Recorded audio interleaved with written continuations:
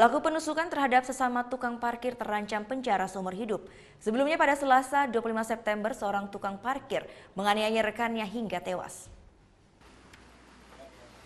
Meski terancam hukuman penjara seumur hidup, Wayan Siki, kakek berusia 65 tahun ini tidak merasa menyesal atas perbuatannya. Dia dikenakan pasal 340 tentang pembunuhan berencana. Hal ini berdasarkan pelaku tega menusuk rekannya sendiri sesama tukang parkir. Akibatnya, korban ketut Pasekmas harus tewas di lokasi kejadian. Tidak berselang lama, pelaku akhirnya berhasil ditangkap jajaran Reskrim Polsek Denpasar Timur. Dia ditangkap di rumahnya di Jalan Gunung Batur, Denpasar. Dari hasil pemeriksaan, pelaku mengaku kesal dengan korban lantaran merasa dikhianati. Korban sempat mengirimkan SMS kepada pelaku yang mengatakan lahan parkir akan diambil oleh pecalang desa setempat. Membuat pelaku emosi, salah satunya apabila lahan tersebut diambil alih oleh pecalang, maka pelaku tidak akan dapat pekerjaan lagi.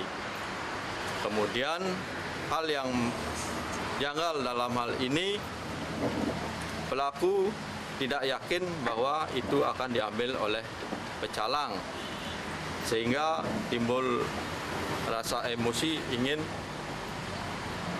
menghabisi di korban. Sebelumnya pada Selasa 25 September lalu, pelaku Wayan Siki melakukan penusukan terhadap rekannya sendiri sesama tukang parkir, yakni Ketut Pasekmas.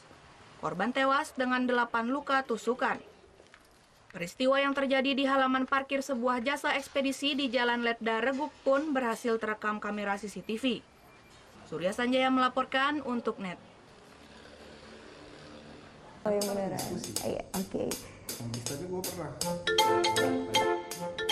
Nah, udah kan untuk beritanya? Jangan lupa di subscribe, di like, dan juga di komen ya akun YouTube dari Net Bali. Terima kasih udah subscribe. Yang belum, jangan sampai lupa. Di sebelah sini nih. Subscribe.